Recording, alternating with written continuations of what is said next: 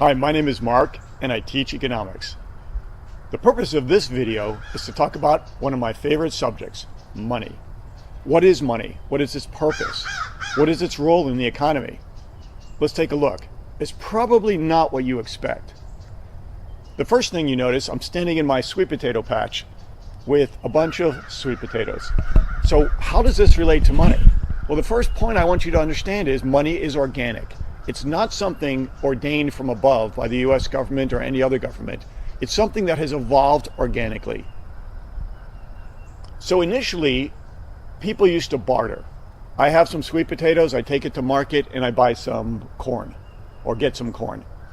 And for this to occur, you need something called a double coincidence of wants. The double coincidence of wants is that there's a buyer and seller willing to make an exchange. However, this became difficult if you had cattle, if you had heavy objects. So people started to gravitate to a more practical medium of exchange. Now, anything can be used as money. Shells, believe it or not, were used as money. Metal was used as money. This is copper. You could use copper as money. The word salary comes from salt in Latin. They use salt for money. Eventually, they started to gravitate towards precious metals, something that universally was agreed upon that it had some value and that it was a standardized unit. Because you certainly couldn't trade these. These are different shapes and different quality. And it wasn't a very good store of value. So let's talk about this. What is money? Definition of money, you look in any economics 101 textbook, money is a medium of exchange. Money is a store of value. That means you can put the money and in 10 years it's still worth something. It's also a unit of account. That means you measure things. These potatoes are worth $2.49 in the market organically, and it can be measured against another set of potatoes. So these are the three functions of money. There's also a fourth relating to deferred payment, but I think the most important function is it's a medium of exchange. It facilitates exchange. Ultimately, money should be a cipher. It should be non-existent in the real workings of the economy, in the sense that people should just use it as a medium of exchange, not as a policy to manipulate people's economic activities.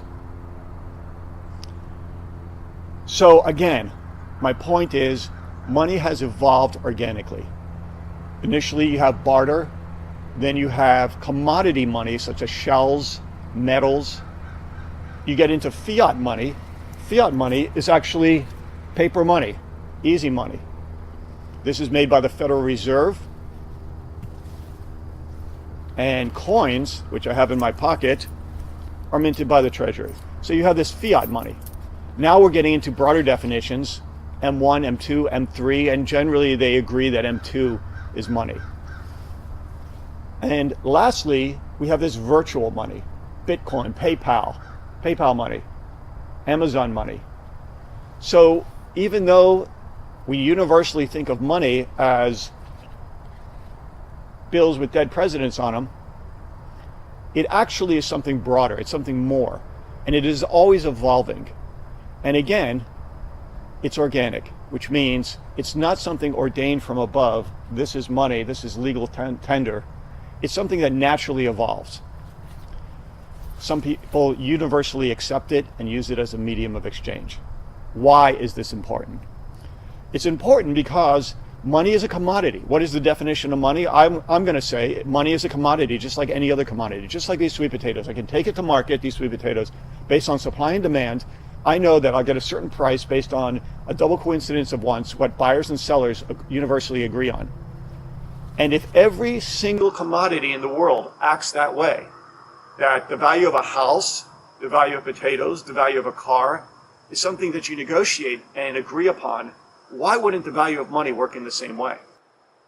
So I want to drive this point home. Money is controlled, or should be controlled, simply by market supply and demand for this green stuff.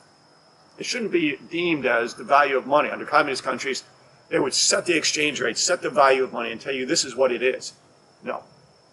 Free market, money is controlled by the supply and demand of money. It should be organic, like my field here, but it isn't. The supply of money is controlled by the central bank, of course. Now, what is the price of money? For summary simplifications, we'll just call it the interest rate. Somebody out there will say, no, it isn't. But we'll say it's the interest rate. And it coordinates these investors and savers and demanders of money. So when the interest rate is high, you're basically saying that the price of money is high. When the interest rate is low, the price of money is low. Okay, you can find fault, and we can talk about loanable funds. But money, again, my point is it has a supply and demand curve just like these potatoes.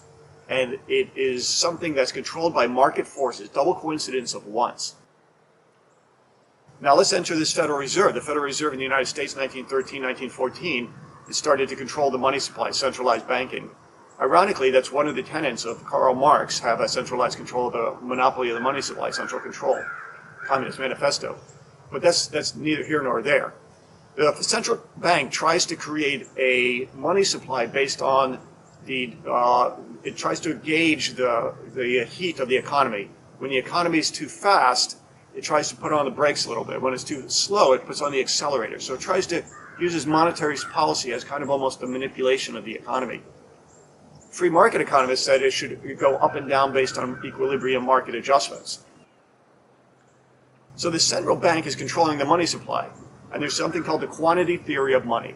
People think, okay, you turn on the printing presses and print more of these. Actually, it's more complicated, and we won't get into that in this video. You have open market operations, discount rate, reserve ratios, and things of that nature.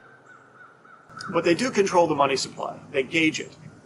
Now let's go back to what the money supply and what money is. Money should be almost non-existent, a cipher in the economy, so real people can do real exchanges. And this should just facilitate it and act only as a medium of exchange. And if you do that, it would be like, let me make a metaphor. When I was in Switzerland and I was sitting in a train and I was waiting for the train to move, it was exactly, I was watching the second hand sweep to 12. I could feel the train start moving. It was as if this time of the training, this precision, this stability, didn't affect the rest of my day. Now, if you go to some place like, I'm not going to pick on Italy, you're sitting in a train in Italy, maybe the trains will move at 12, maybe the trains won't move at 12, and it affects the rest of your agenda during the day. So you want this money not to affect the rest of your economic agenda, because when it does, your day is all frazzled. You're in disequilibrium. You get stuck, it's like getting stuck in traffic. So the most effective way for that to happen is let free market forces dictate the demand and supply of money rather than a government. It's called free money. It's another idea. It's a political idea. But again, I'm driving the point home that money is a commodity. It's determined, the price, by the supply and demand, like every other commodity, through a double coincidence of once.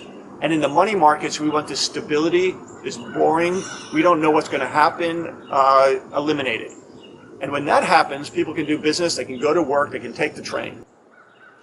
There's quantity, there's people that are on the gold standard, want the gold standard, not because gold in itself has some intrinsic value and it's wonderful.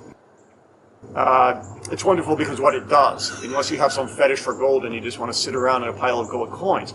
It's wonderful, the gold standard, because the supply of gold in the world only increases about 2% a year. And so we have this stability, this trust.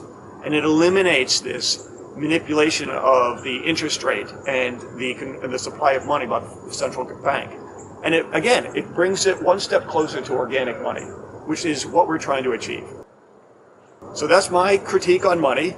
It's something that naturally occurs. It's to create stability. It's a commodity. And its primary function is a medium of exchange. Thank you very much. Okay. Oh, it looked like we ran out of battery or something. Did we? Oh no. Yeah.